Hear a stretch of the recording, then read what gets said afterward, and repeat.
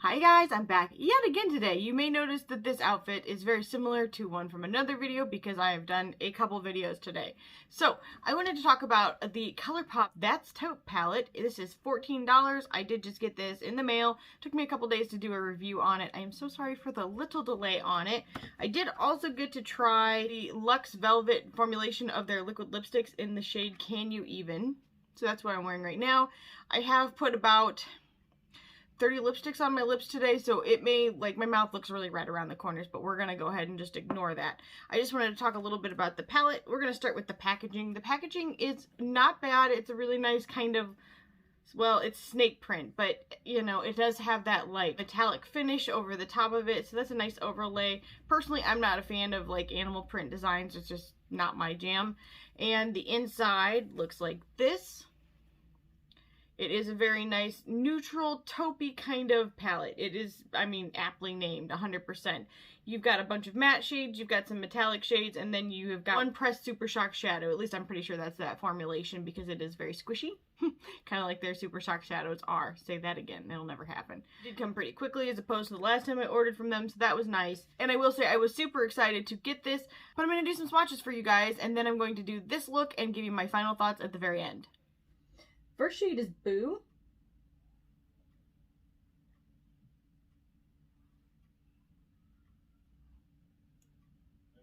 And this is a grayish purple tone tan shade, though in the monitor you're mostly seeing tan with a slight bit of purple. Next shade is Pebble Beach.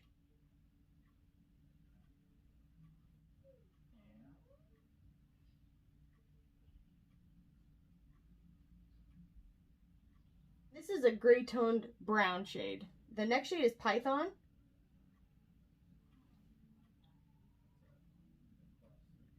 And this is a gray tone purple. Next shade is Slated. This is a glittery topper shade. It is very champagne-y, but silvery, and maybe a slight hint of purple to it as well. This is Snake Eyes. This is a really pretty metallic purple gray with a little bit of pink to it. Next shade is Cold Blooded.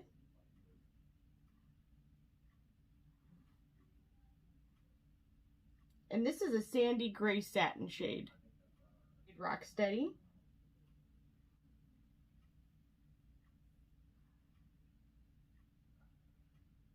And this is a deeper dark gray brown shade. This is the shade Constrictor. And this is a black base kind of goldish gray shade. This is Bedrock.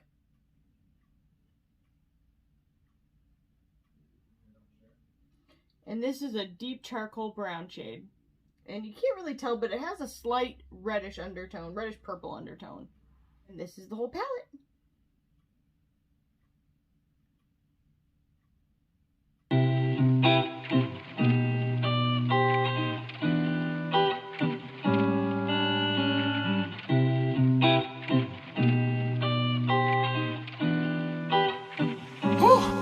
Yeah.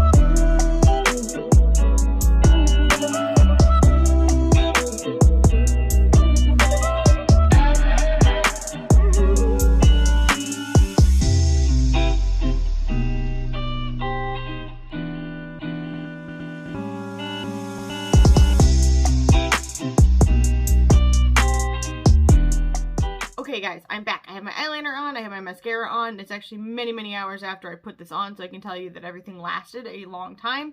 But I want to talk about the palette itself. And here are my thoughts. This is a really nice palette. I think that if you don't have these colors in your collection, this would be, you know, a very affordable way to get these colors in there.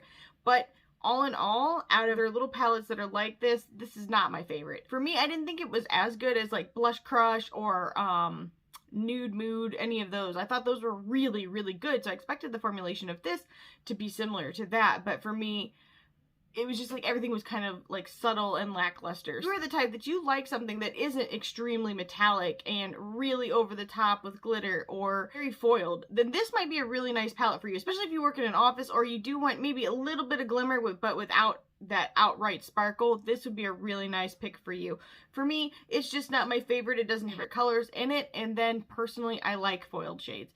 And the more foiled they are, the better, and the more I'm going to like them, and this was not the case with this palette. So for me, you know, if you have the same taste as I do, I would say this is something you can easily pass on. Real quick, I just wanted to show you this whole look in a different lighting situation because I turned off my one really big light and then I was like, oh, well, it kind of gives a little bit more of like oomph to what I'm wearing. So maybe I'm going to eat my words about it being, I mean, it's not an overly foiled palette. It's just not. They're like, the metallic shades are not like super boom in your face.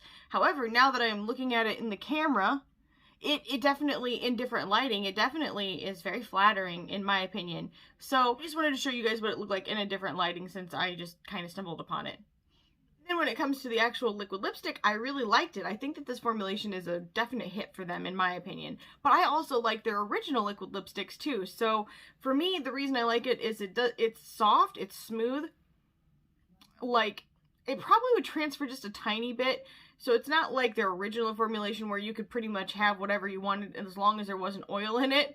But I like it. I think the color's really nice. It's a really nice neutral shade. I think you could definitely get used up. Like, I think this would be a nice nude for somebody all the way up to like a medium skin tone. And then at that point, there were some other shades that I think might be better as a nude shade for people with deeper tones. So for me, I really like this. This was $8 and 100% worth it, I have got to say. I really like Colourpop's lip products in general, though. I happen to think that they're really nice, they're affordable, and they are everything I'm looking for. So, in any case, if you guys like this video, make sure you give it a thumbs up, leave a comment down below, subscribe, and ring the bell for future updates, and I'll see you guys in the next one. Bye!